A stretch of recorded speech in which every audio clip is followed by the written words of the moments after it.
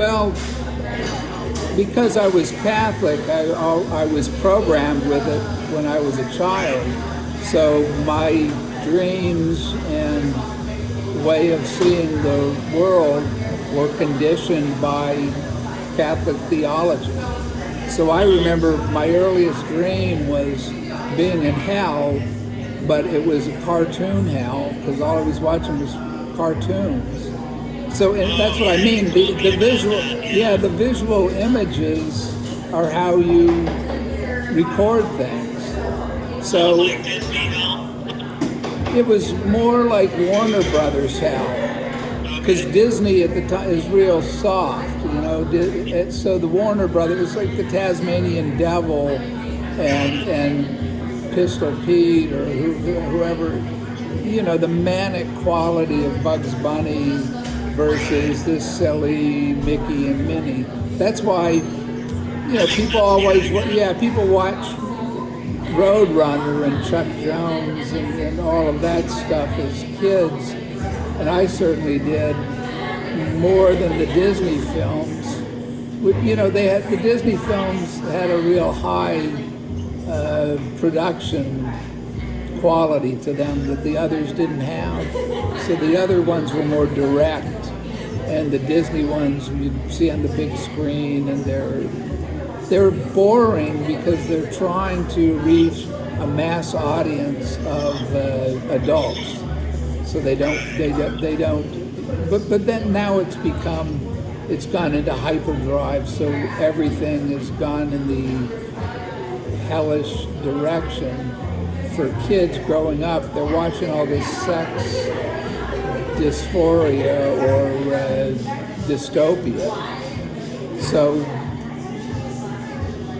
I can understand how the culture has just become so decadent that kids have no way of understanding who God is, or if there is a God, or if there is a Jesus, because even in churches it's just filled with kiddie stuff, and they're trying to make God appealing on the level of they're trying to compete with rock concerts and Disney movies, so they show them these stupid cartoons, and it's naturally they're going to take the real thing instead of an imitation of it turned into a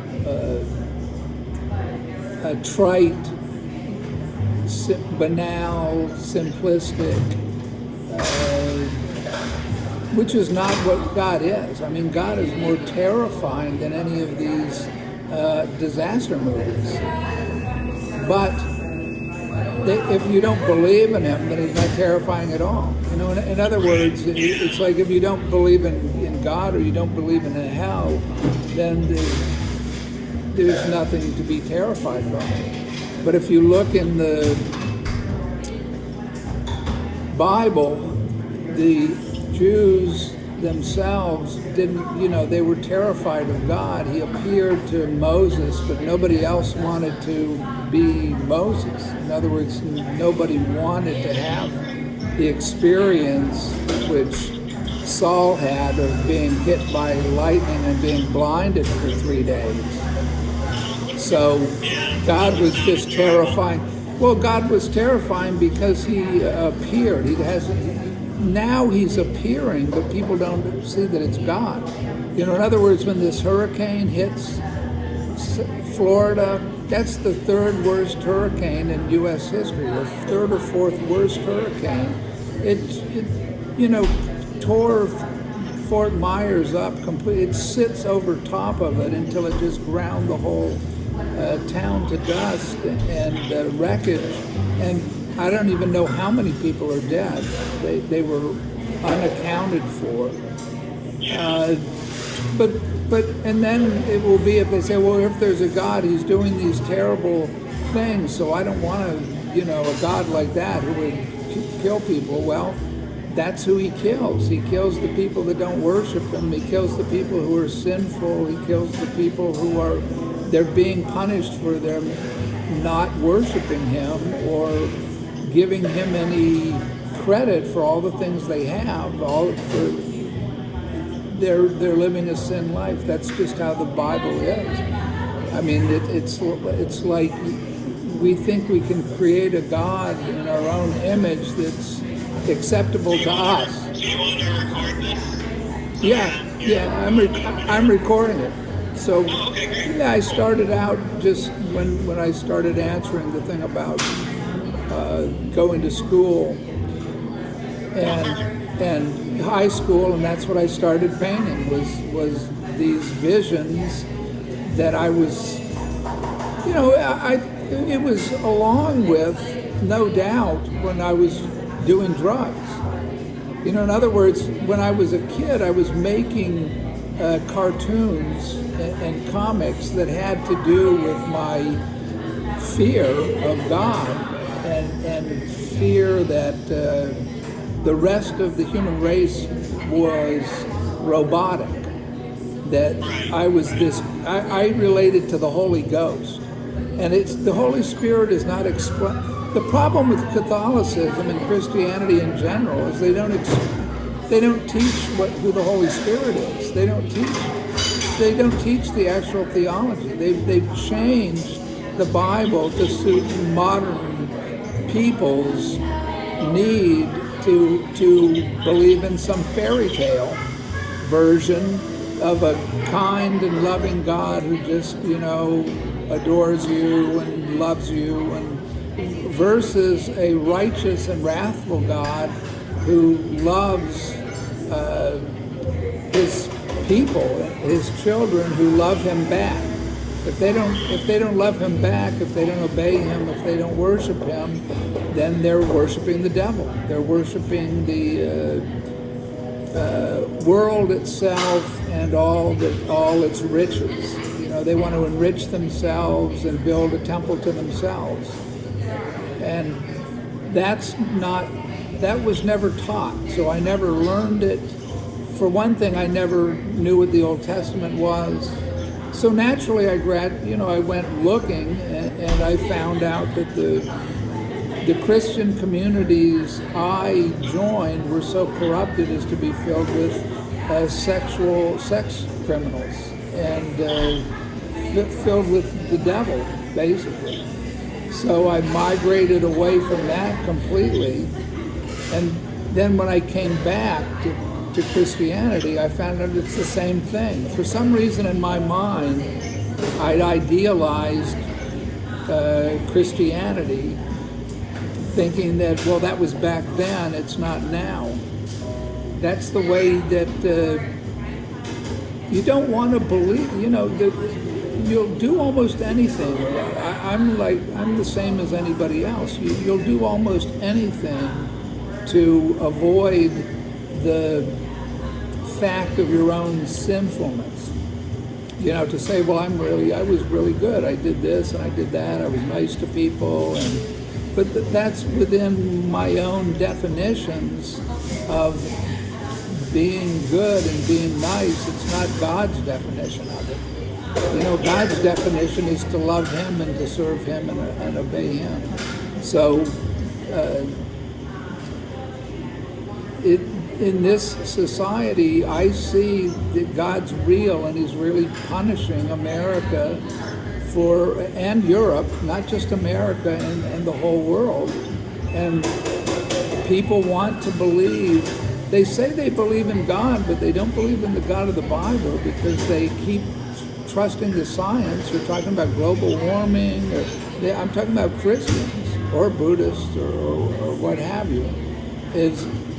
They believe in man. They believe in man. They believe in man's ability to reach the moon and man's ability to fight for the right to be free and all this. Hollywood. It's like a Hollywood version of reality. So I'm following these events of what's happening in Europe, and it's terrible. I mean, I'm terrified to see what's coming, and more so that I can't convey this to people, it's almost that it has to happen to them personally, like the events in Florida or the farmers losing all their land and the droughts. I was listening to statistics this morning about Ford, losing half its value year to date. The stock values are like, even Amazon, the great Amazon, they're closing call centers. They are unprofitable. Their stocks are going down precipitously. And I saw this other report.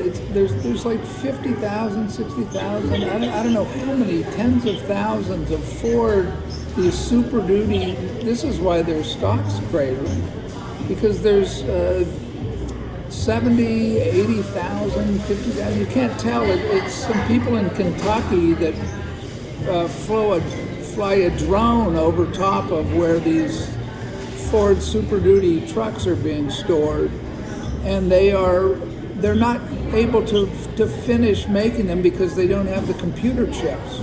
Because we're in this global trade, we've declared war on all these other countries that we are relying on to be able to manufacture anything within the United States. They don't even have the Ford, even the Ford emblem, metal that goes on the trucks. They don't even have those because they're made overseas. It's the way the whole supply chain has been set up, that it's supply on demand, and all these, you have to have a overnight supply chain of parts. They aren't stored in a warehouse anywhere.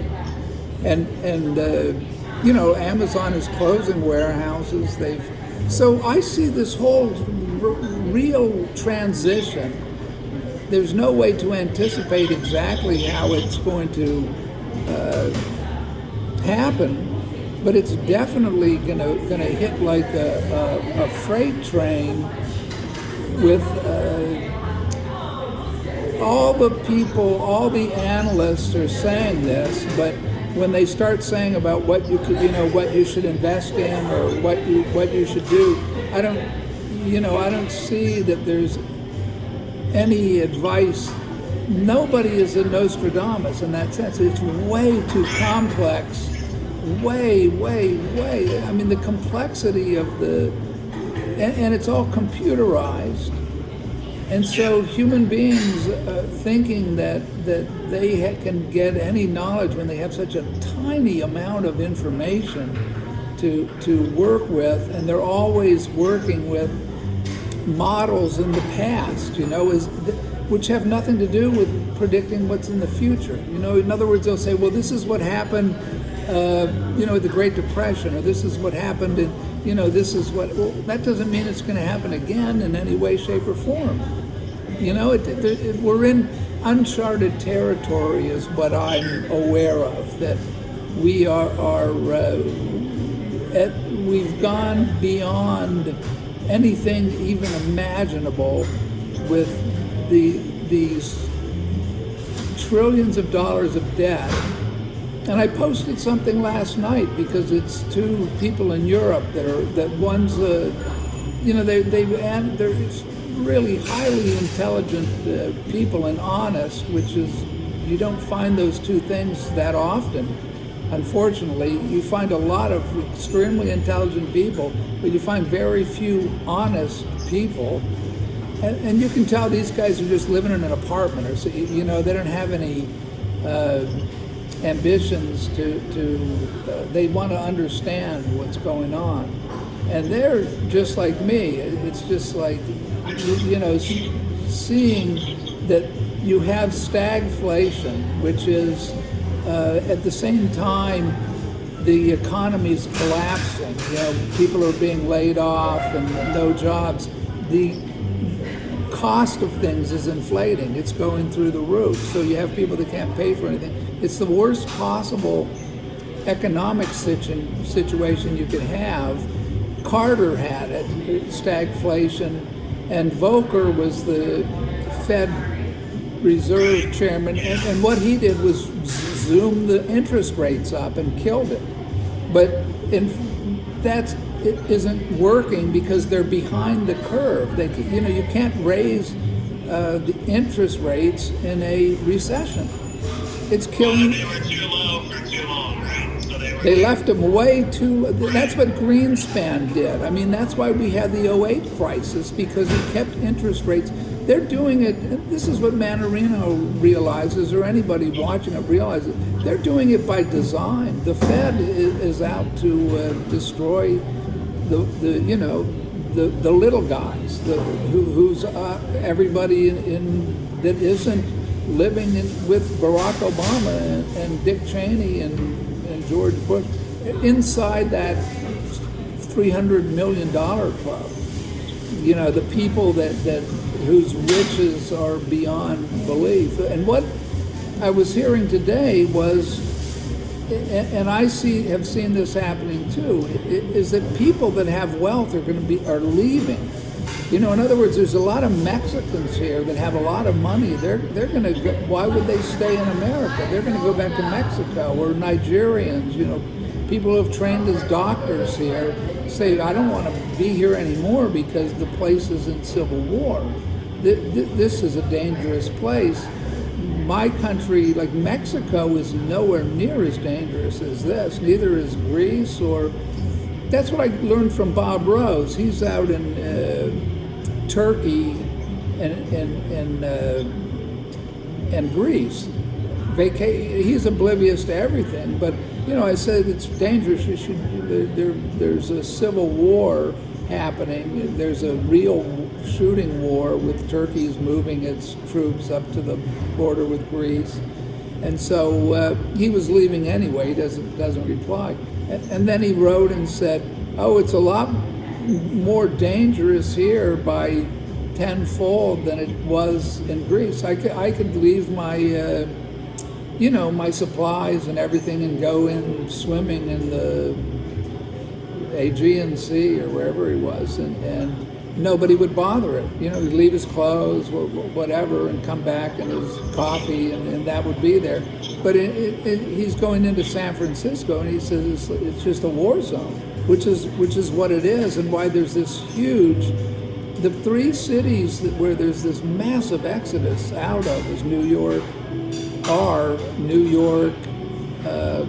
Los Angeles, and San Francisco, and then Boston.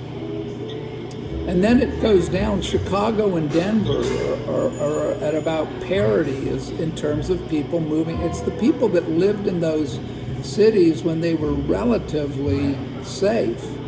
Now they're not safe at all. I mean, people living in Denver that have money are going to, there's no reason they can go somewhere else that's safe and live in more comfort. That's the case with Dave Wood. He moved out of Denver. He's in Kansas now, and he said he got something twice as big for the same price as this little townhouse he was living in. And on top of that, so he's just another example of, people that he was there for life, right? I mean, the people I know that had no reason to, like myself, have no reason to move out. Anybody with any sense living in those cities, they're going to be trapped when what's happening now is that housing, they're trying to keep them around where they were, but nobody's buying them, so they'll bring them down a little and a little and a little, and the people that were buying are like investment companies, you see? Yeah. Real people, because of the interest rates going up, don't qualify. It's not that they wouldn't buy, it's that they don't qualify. They can't make the payments anymore. And even the ones with inflation are having a hard time making their mortgage payments. It's a repeat of what happened in '08, except it's a lot more catastrophic. But the whole purpose I have in doing the YouTubes is not to scare people, is not to say the end is here. It's just to give this religious, true Christianity, not the fake Christianity. The true Christianity, you don't go to a church, you don't go and make a sign of your virtue. The virtue signaling thing is just, it's just phony, it's hypocritical. People are showing their, making a big display, but they're not actually obeying God anytime outside of the display that they're making in church and here and there. And it's not for me to judge them, say, well, they're going to hell. I don't, I'm not addressing them. I'm addressing people that would mistake that as real Christianity and say that there is a real Christianity that has nothing to do with the imitation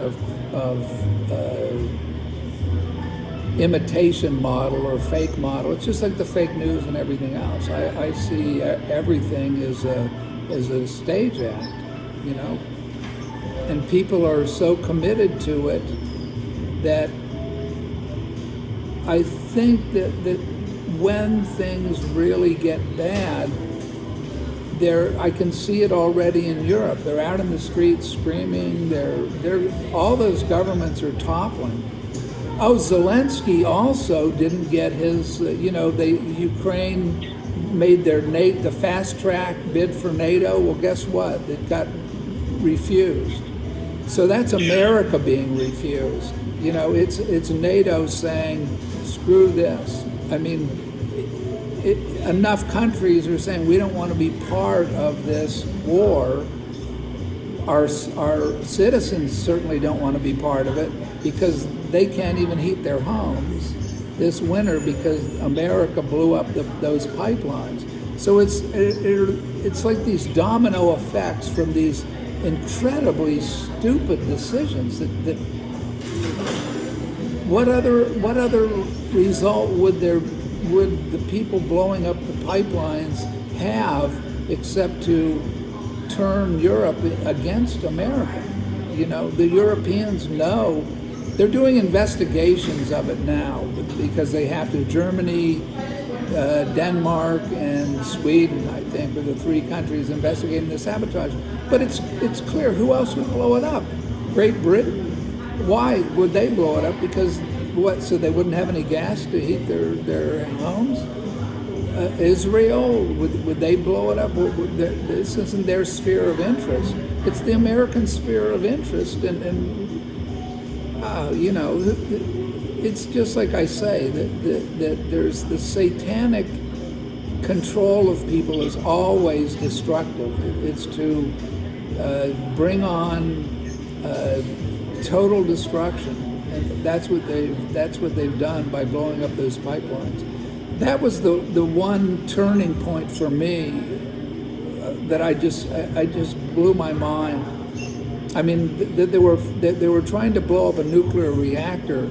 What was a sign of complete madness, and also to say that Russia was doing it. It's like, why in the? It's like we have a nuclear reactor that's exploded, and we say, well.